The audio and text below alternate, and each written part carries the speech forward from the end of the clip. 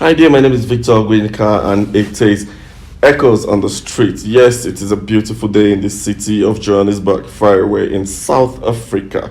Okay, there's something I didn't tell you earlier, and I'm just going to let it out right now. For about 4 or 5 months now, there's been a very engaging, educative, and informative program that's been going on, really sponsored by MTN Nigeria in partnership with Pan Atlantic University. Okay, we are journalists are being taken through a very, very rigorous debating, strong conversations on media innovative program. That's what they call it. Is the MTN MIP2. Yes, that's because this is the second cohort. It started last year, and of course there will be another one next year. This conversation has actually helped journalists. Trust me, journalists that are being pulled from the best media organizations in Nigeria. And trust when I say they are the best. These guys, fantastic people, serving it hot every time they have the chance to do so. So this week we find ourselves in South Africa, where we are, engaging with international organizations. Our colleague also here in South Africa, and then some, government people. We had the chance of speaking with the ambassador of Nigeria to South Africa. Okay, very wonderful man. But this one, let me not bore you with so many stories. On this particular day, we talked about the digital media and the social media. I know there's been a lot of confusion between what separates the digital media from the social media, but trust me, there's been a lot of differences, and that was what this conversation was about. On this very day, the chairperson of South African National Editors Forum, Sbu Ngalua, yes, it was all out, and a very rich conversation, giving insights into that conversation. But something came up that day, and that is what this podcast is focused on. I asked the question about the difference, where they draw the line, or where we should draw the line as professionals. The social media influencers, everybody talk about fake news, and they quickly want to accuse or finger the traditional media or the mainstream media. But then again, you ask yourself, what about the non-state actors in this business? Okay, the media in Nigeria and of course another part of the world is a professional body that is being recognized. But we have so many people that are making journalism, that are making media, that are not real media people. These guys, how do we control fake news when it comes to them? Can we just spare the media for once and focus on the people that are really making this? Okay, I'm not saying social media people are really dishing out wrong news. I'm not saying they're making journalism very difficult. Hey, but guess what? They are making journalism difficult. Oh yes, they make journalism difficult because you have so many uncensored news you see everywhere on everybody's faces. But again, let's look at the bright side. The social media also comes with a lot of goodies. Beyond talking about fake news and other things, it has helped journalism become quite easier. It's easier for you to reach out to people when you want to confirm things. It's easier for you to send your data on an errand to get results for you.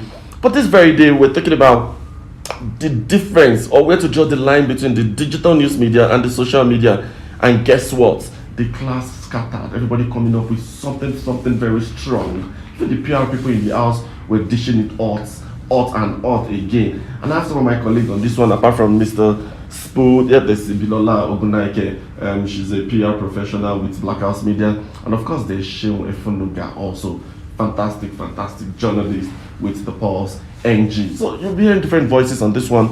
Everybody's saying something about news media. So let's just get straight onto it and enjoy the best there is. Based on the question you asked, I'm wondering if PR agencies, if they have a moral responsibility on the type of campaigns they will come.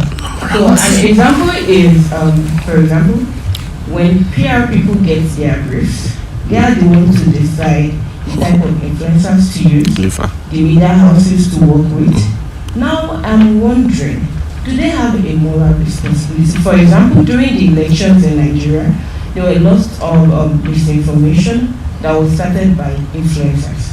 But there was a PR agency behind them that gave them the type of content to tweet. So my question is, how do we bridge the gap between PR agencies, media, and then ways to eradicate misinformation? Because yesterday at the University of Johannesburg, where we spoke about social media misinformation and electioneering campaign in Africa. So now, where do we bring in PR agencies educate them on the type of campaigns we think they should pick that will be good for the social media platforms instead of causing chaos. Yeah. Chaos. Our agencies are citizens of those countries, right?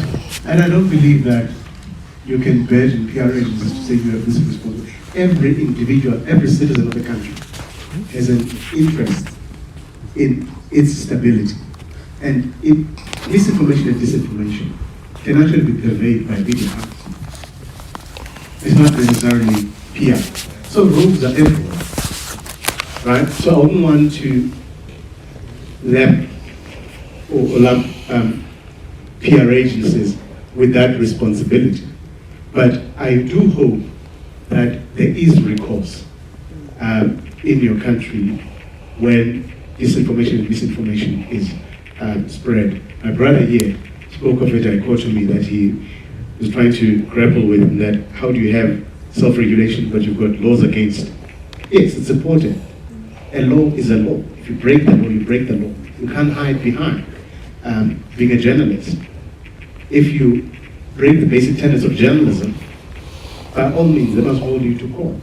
Yes, we do encourage that they go to the ombudsman, but if you break the law, you break the law. Everybody needs to understand that. The important thing, though, about elections in particular, is that 2 weeks ago, there was a gathering in Ethiopia, in Addis Ababa, at the AU, of election management bodies from Africa, including Nigeria, actually, think tanks from across the continent, media organizations, to work on guidelines and principles around the use of digital news media and social media in Africa. So those guidelines, the reason why you had all of these parties come together 2 weeks ago was to actually, again, find an African solution to some of our problems. Because we face the same challenges. We're living in the one globe, but our issues are unique. So hopefully those guidelines, from our understanding, is that once we're done with that, they move to the next AU summit for possible adoption. But that still does not mean that the member countries are going to implement that. Okay? So I think it's part of the constant education that we need to keep doing. So I wouldn't say you have a particular responsibility and somebody has a particular responsibility. All of us as citizens who are democracy lovers actually have a role to play in promoting that democracy and actually stopping the spread of fake news. Because they threaten governments. I mean, come elections, there's violence in different areas because of what influences sometimes tweet or sometimes use media houses. Those are the people that the courts must chase after actually and make an example of. Because disinformation is not just a innocent, innocuous spread of fake news. It's actually intended to destabilize countries.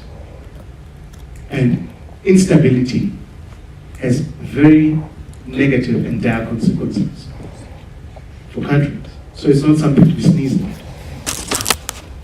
Right? Hi. Because they are able to simplify the news. Journalists can be content creators, in my opinion. You need to find niche ways to purpose what it is that you are saying. If you're speaking on tech, for example, finance, whatsoever, as long as communication is possible, I can speak to you in the language that you understand. I think that you've passed the news.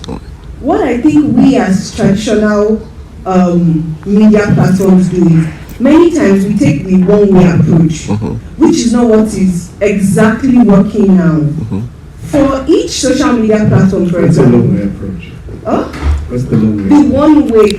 One way. Yeah, I said one way. So the better approach somehow, which I think we are gradually adopting in Nigeria, is make the news, simplify it in different ways for different kinds of audience. I know a few growing online platforms do it. The ones that have like print platforms and then social media platforms. You can repurpose news to Twitter threads. You could set up your ring light and make the news the influencer kind of way. 5 things to know about something. There are so many approaches, in my opinion, that we can take to it that You don't have to water down what you are passing. If it's for a print platform, write it print platform specific. If it's for online, do the same. If it's for social media, get social about it. Yeah. Thanks. Actually, thank you for raising that.